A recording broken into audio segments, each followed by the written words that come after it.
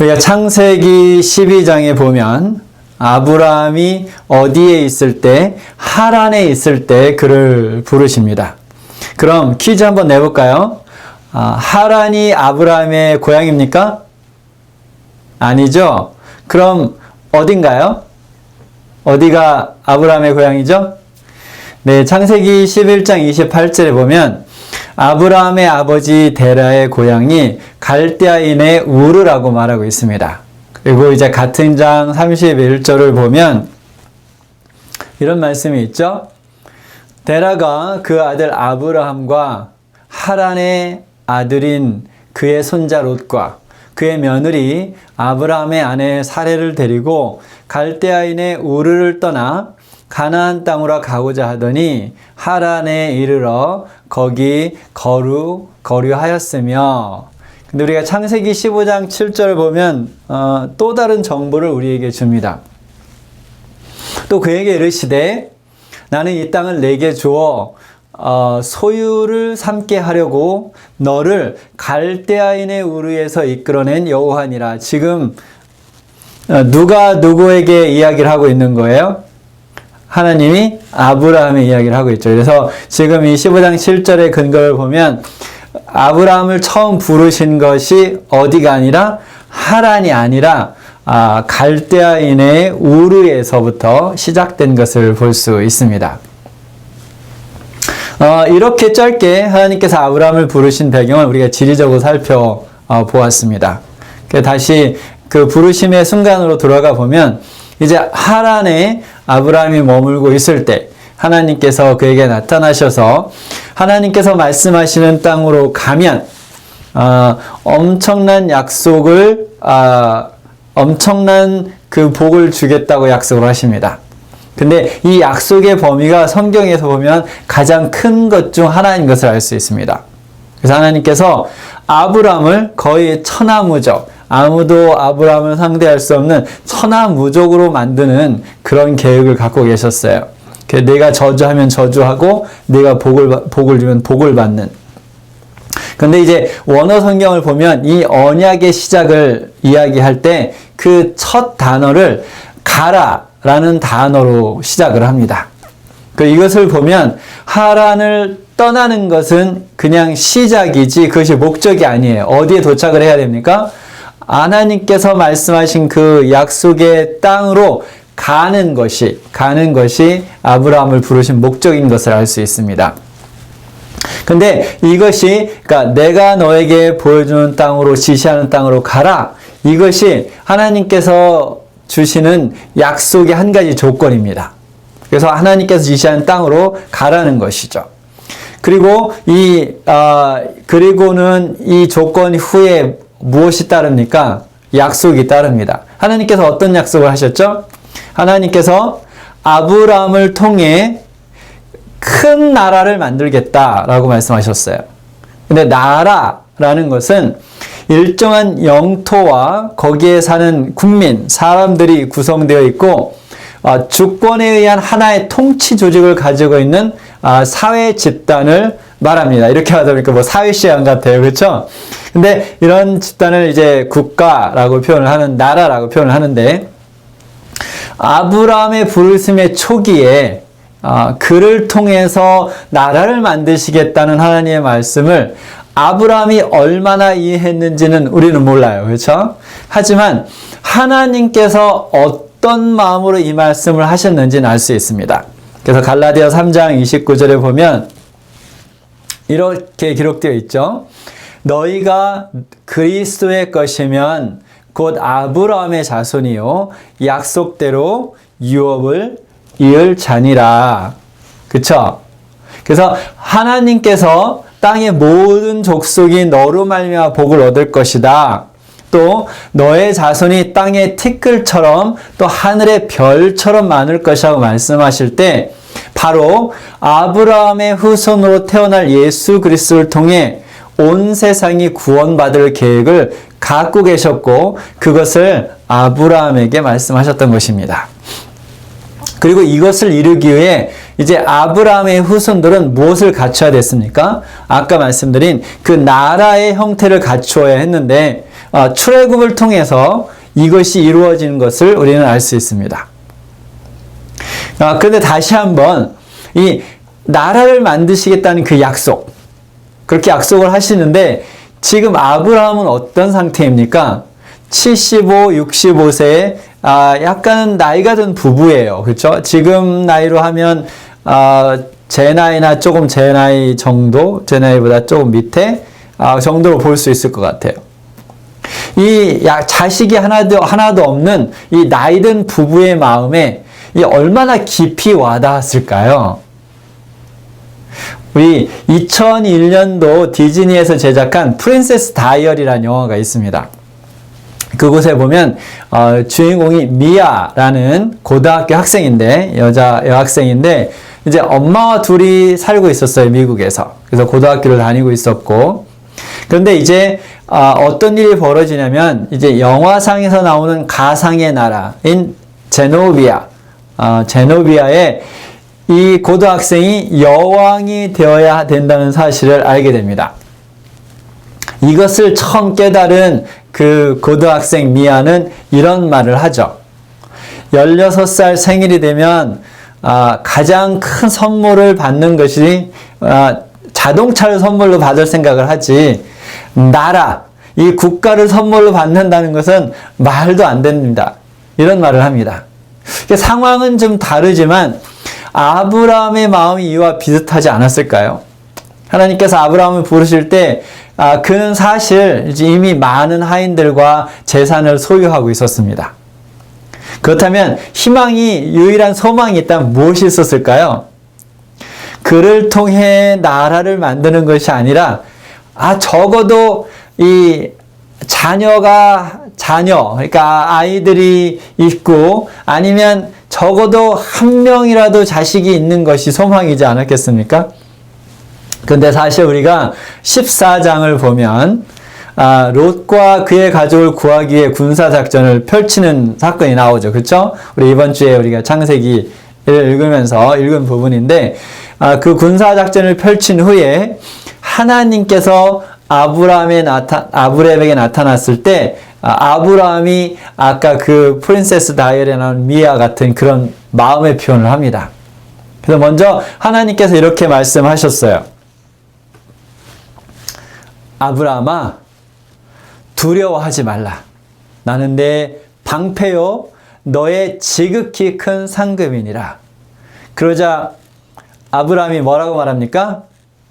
여호와여, 무엇을 내게 주시려 하나이까? 나는 자식이 없사오니 나의 상속자는 이 다메섹 사람 엘리에셀이니라. 지금 아브라함이 뭐라고 말하고 있는 거예요? 하나님, 나라도 좋고 하나님이 나의 방패도 다 좋은데 그냥 저에게 자식 하나만 주면 안 될까요? 지금 그런 이야기를 하고 있는 거죠. 그렇죠? 이런 아브라함의 마음을 기억하면서 우리 다시 12장으로 돌아가 보도록 하겠습니다. 하나님이 부르셨을 때 아브라함이 어떻게 했습니까? 하나님의 부르심에 순종했습니다. 그리고 가나안을 향해 하란을 떠났습니다. 그리고 그가 세겜 땅에 이릅니다. 그렇죠? 이제 하나님께서 아브라함에게 다시 나타나셔서 그 세겜 땅에 있을 때 내가 이 땅을 내 자손에게 주리라고 말씀하십니다. 처음에 아브라함이 하란을 떠날 때 아니면 갈대아 우르를 떠날 때는 갈 길을 몰랐어요. 어디로 가야 될지 몰랐습니다. 불확실하게 발걸음을 뛰기 시작한 거죠. 그런데 이제 세겜에 도착했을 때 하나님께서 자 봐라, 이 땅을 너희에게 주겠다 라고 하니까 이제 무엇이 생긴 겁니까? 불확실성이 확실하게 된 거죠. 이러한 확실한 마음에 그는 그곳에 제단을 쌓고 하나님께 예배를 드립니다. 그리고 나서 어떻게 합니까? 그는 계속해서 남쪽으로 내려갔습니다. 이러고 나서 성경은 아브라함이 있는 곳에 기근이 들었다고 기록합니다. 아마 이집트에서 굉장히 가까운 곳일 거라고 이제 추측할 수 있습니다.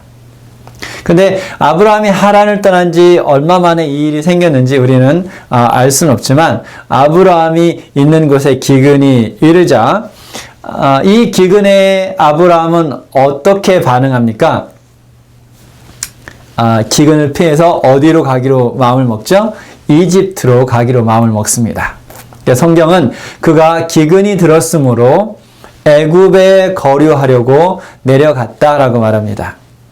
물론 아브라함은 이집트에 영원히 살기 위해 내려간 것은 아닙니다. 이미 하나님께서 확실성을 주셨죠. 그렇죠? 어디에 살라고 말씀하신 것을 잊고 있지 않았습니다. 이제 이집트가 가까워지자 그의 아내인 사레에게 이런 말을 합니다. 창세기 12장 11절부터 13절입니다. 약간 오타가 있는데 죄송합니다. 그가 애굽에 가까이 이르렀을 때에 그의 아내 사레에게 말하여 내가 알기에 그대는 아리따운 여인이라 애굽 사람이 그대를 볼 때 이르기를 이는 그의 아내라 하여 나는 죽이고 그대는 살리리니 원하건대 그대는 나의 누이라 하라. 그러면 내가 그대로 말미암아 안전하고 내 목숨이 그대로 말미암아 보존되리라 하니라. 할 말이 없죠? 세상에 이런 남편이 어디 있습니까? 정말 말도 안 되죠. 이런 남편을 믿고 우르에서 하란으로 가나안으로 이집트까지 따라가다니 정말 정말 말이 안 되죠. 그렇죠?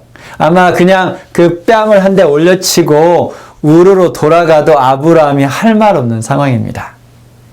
그런데 왜 아브라함이 이런 치욕스러운 말을 했을까 혹시 생각해 보셨습니까? 우리가 아까 말씀드렸는데 창세기 14장을 읽었습니다. 그렇죠? 14장에 보면 아브라함이 어떤 모습이 나옵니까? 그는 318명 그 자기 집에서 태어나고 자란 그 하인들을 데리고 도시국가 연합군대를 무찌릅니다. 그리고 롯을 구해오죠. 그래서 사실 14장을 통해서 본 아브라함은 겁쟁이가 아니에요. 죽음을 두려워하는 그런 겁쟁이가 아니라 장수였습니다. 그렇죠? 굉장한 군사적인 그런 자질을 갖고 있는 장수였어요. 그래서 제가 이 부분을 이렇게 깊이 묵상해 보면서 생각해 볼 수 있었던 한 가지는 사람들에게 다 그 포비아가 있지 않습니까? 무서워하는 것이. 그런데 아브라함이 갖고 있었던 포비아 중 하나라는 생각을 해봤어요. 그래서 어떻게 생겼는지는 사실은 모릅니다. 그렇죠? 어떻게 생겼는지는 모르지만 그는 아내의 아름다움으로 인해 자신이 죽을 수 있다는 공포심이 있었습니다. 그래서 그는 20여 년이 지난 후에 똑같은 실수를 반복하죠. 우리가 다음 주에 이제 창세기에서 그 부분을 읽을 텐데 똑같은 실수를 이제 반복을 합니다. 그래서 우리가 추측해 볼 수 있는 것은 역사를 보면 이 갈대아 우르 사람들이 굉장히 거칠었다 그래요.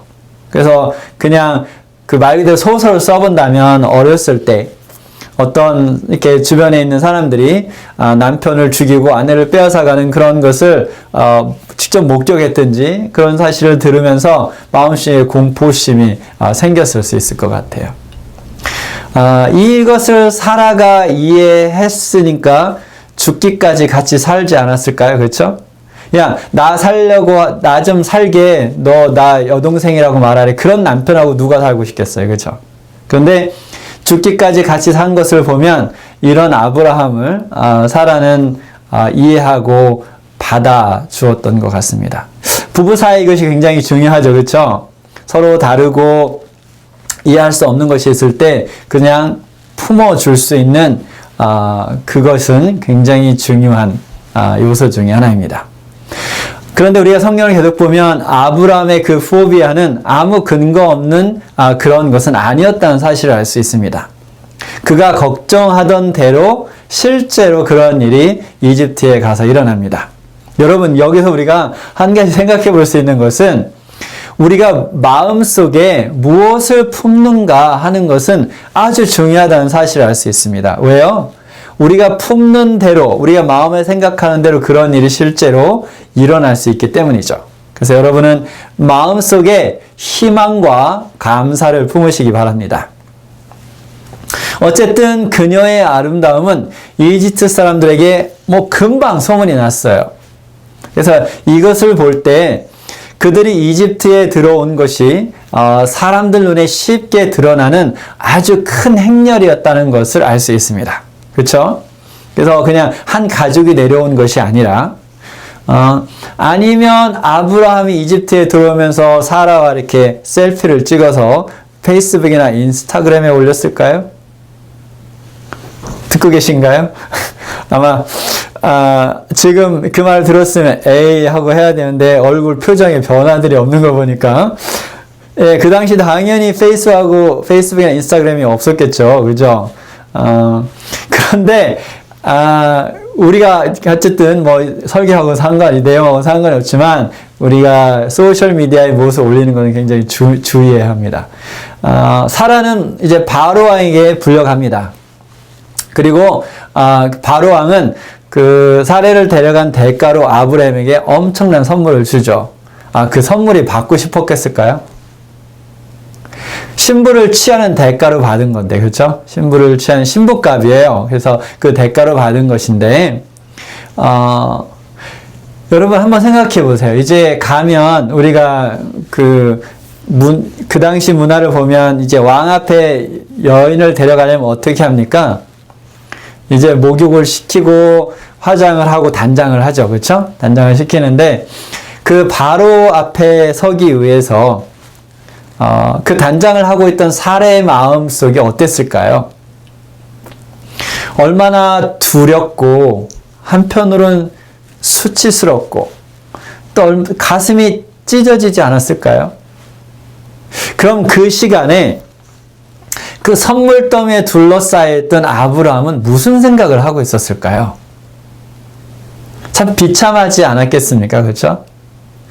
근데 지금 그 상황을 하나님께서 개입하지 않으셨다면 어떤 일이 벌어졌을까요? 사례는 그냥 바로의 궁녀 중 하나로 아니면 신분 상승을 했다면 아내 중 한 명으로 남은 인생을 살았겠죠. 그렇죠? 그렇다면 아브라함은 어땠을까요? 우리가 충분히 생각해 볼 수 있는 것은 물질적으로는 부족함이 없이 넉넉한 삶을 살았을 것 같습니다. 그렇다면 그의 마음은 어떻겠습니까? 산산이 부서진 채 스스로를 자책하면서 죄책감으로 하루하루를 보냈지 않았겠습니까? 그럼 하나님의 약속은 어떻게 되나요? 결국 아브라함은 하나님과의 언약을 깰 수밖에 없었을 것입니다.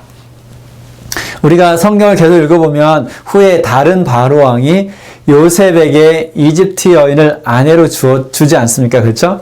그런 것처럼 이제 왕이 다른 여인을 보내서 아브라함의 아내가 되게 하고 이집트에서 자식 낳고 그냥 살았을 수도 있습니다.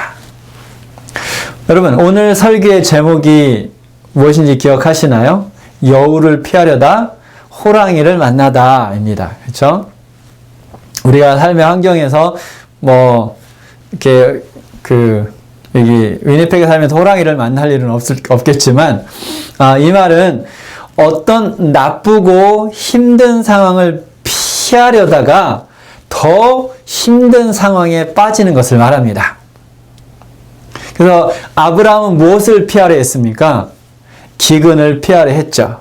근데 그것을 피하려다가 자신과 아내를 더 큰 위험 속으로 끌어들였습니다.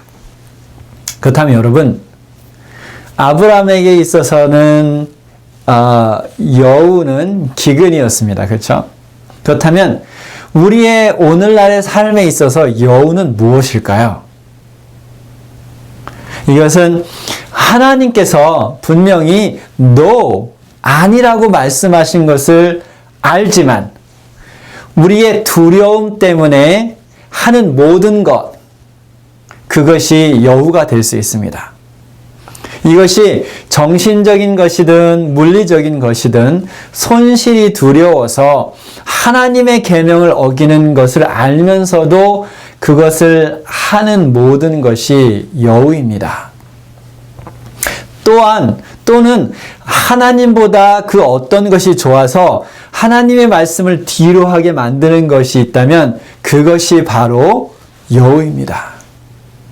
여러분, 지금 잠시 여러분의 삶을 한번 돌아보시기 바랍니다. 무엇이 두려워서 하나님의 말씀대로 살고 있지 못합니까?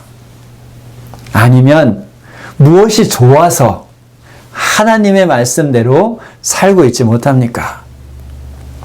예수께서 제자들에게 그분이 당할 고통, 죽음, 부활에 대해서 처음으로 이제 자세히 말씀하신 후에 이런 말씀을 하셨습니다. 이제 마가복음 8장에 있는 말씀을 보겠습니다. 35절부터 37절에 누구든지 자기 목숨을 구원하고자 하면 잃을 것이요. 누구든지 나와 복음을 위하여 자기 목숨을 잃으면 구원하리라. 사람이 만일 온 천하를 얻고도 자기 목숨을 잃으면 무엇이 유익하리요? 사람이 무엇을 주고 자기 목숨과 바꾸겠느냐? 여러분, 만약 아브라함이 이집트로 내려가지 않고 그가 있던 곳에서 기근을 버텼다면 어떤 일이 생겼을까요? 하나님께서 그를 통해 나라를 만드시겠다고 말씀하셨으니까 하나님께서 살아남도록 하시지 않았겠습니까? 아니면 그로 복의 근원이 되게 하신다고 하셨으니까 그를 통해서 그 지역의 기근을 이기도록 하셨을 수도 있지 않았겠습니까? 어쩌면 그래서 기근이 그쪽에 일어났는지도 모르겠어요. 우리 사랑하는 교인 여러분, 하나님께서는 때때로 그의 사랑하는 자녀들의 삶에 여우를 등장시키십니다. 아니면 때때로 우리의 불순종으로 죄에 넘어가서 여우가 있는 곳으로 가기도 합니다. 여러분, 그럴 때 어떻게 해야 합니까? 항상 그랬듯이 가장 최선의 방법은 하나님께서 개입하셔서 하나님의 방법으로 여우에게서 떠나는 것입니다. 그냥 인내심이 없이 여우에게서 도망가려고 하다 보면 결국은 무엇을 만납니까? 호랑이를 만나는 것이죠. 그럼 그냥 그곳에서 모든 것이 끝나버리는 것입니다. 우리의 삶은 참 다이나믹합니다. 그렇지 않습니까? 오늘의 사건이 내일 우리를 어떤 상황에 있게 할지 우리는 알지 못합니다. 가장 최선의 방법은 내일을 아시고 내일을 주관하시는 하나님께 모든 것을 맡기는 것입니다. 그렇기 때문에 지혜자는 이렇게 말했습니다. 하나님을 경외하는 것이 지식의 근본이니라. 우리 사랑하는 교인 여러분, 우리는 전능하신 하나님을 섬기고 있습니다. 아멘입니까? 우리는 부활의 주를 섬기고 있습니다. 아멘입니까? 그분께서 우리를 사랑하시고 우리에게 최고의 최선의 것을 주시는 것을 믿으시기 바랍니다. 우리 모두 주님을 신뢰하고 그분께서 지금까지 우리를 위해 하신 일과 지금 우리를 위해 하고 계신 일과 앞으로 우리를 위해 하실 모든 일로 인해 그 하나님께 감사드릴 수 있게 되길 바랍니다. 저는 다시 오실 주님의 대열에 여러분을 초대하면서 오늘 말씀을 마치려고 합니다. 우리 부활해서 하늘로 가신 예수 그리스도께서 곧 다시 오십니다.